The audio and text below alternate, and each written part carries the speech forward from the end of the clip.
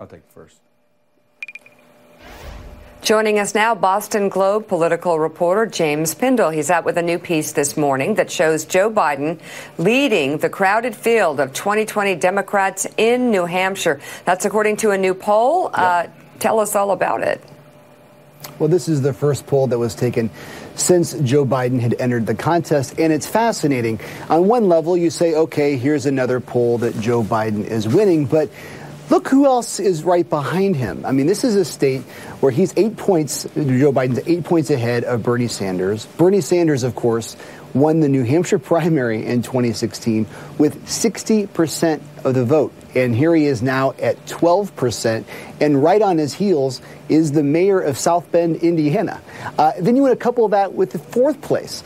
And if Elizabeth Warren, who is now in fourth place, does not win the New Hampshire primary, her argument gets very, very difficult in how she proceeds in the future. As you know, history suggests that anytime a person from Massachusetts or just New England in general runs in the New Hampshire primary, they have a lot of advantages and are expected to do quite well. But the fact that she's in fourth and she is struggling is a story, and the real story may be that Bernie is losing some momentum in the one key state that he absolutely thought he had locked down. So, James, I've got so many questions for you. First of all, of course, the Red Sox won last night, but, I mean, come on. How about that? What is wrong with the Sox? Yeah, beat the A's. Don't even get me started. We had to stay up late to watch it, but yes, finally came through. I've got to, I think Sale is 0-5. I think it's safe to say. JBJ hitting 150. I think it's safe to say both of them are due. And this is a numbers game. Well, whenever we have bases loaded, I just assume we're going to strand them. But we didn't last night, so that was good. did not last night. So, you know, I think the big headline coming out of this poll, a lot of people would say Elizabeth Warren. But we've been surprised around the set for quite some time now that she's not taken off the way we thought she would take off. I've got to say, for me, the bigger surprise in this poll is what you said. I mean, yes, this is home field advantage for Elizabeth Warren, but this is the heart and soul of Bernie Sanders' campaign. He is next door to New Hampshire, and the Vermont senator, like you said, has dominated this state over the past 4 years. To watch Biden go ahead of him in this early poll, yes, I know, but in this early poll means that people that were all in for Bernie, at least during this snapshot in time, have moved away from him and jumped over to Biden. Or jumped somewhere else. I mean, what's going on here is in terms of jumping over to Biden, that group would be independent voters. Independent voters, as you know, can vote in either the Republican or the Democratic primary. They make up 41% of voters in New Hampshire, so they're not an insignificant chunk, and that group is favoring Biden.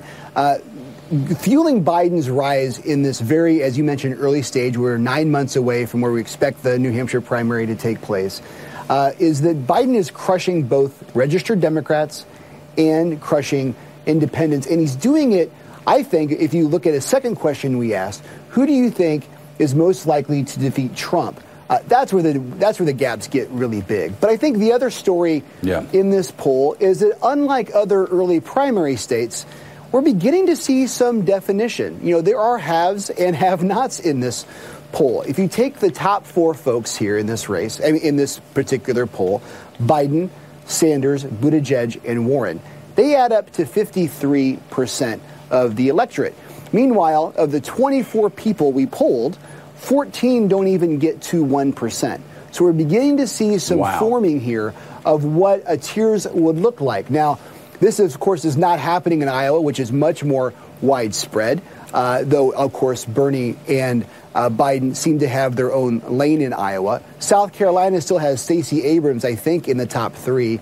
And we had a story this week talking about how Nevada is still the wild, wild west, and really no one has any advantages. So we begin to see some structure here, which also creates some questions. If anyone's going to take out Biden, maybe it begins in a place like New Hampshire, where you do have strong frontrunners, but it also makes it more difficult, as our pollster noted, from Suffolk University, that if you are not in that, say, top tier, if you're not in the top 4 or even the top 6, if you want to include folks like Kamala Harris or Beto O'Rourke, or maybe even further down like Cory Booker, it's going to be really hard for you to get to that top tier, at least right now, because only about a quarter of the electorate is still undecided, and you need like a big chunk of that quarter to make it into the top tier.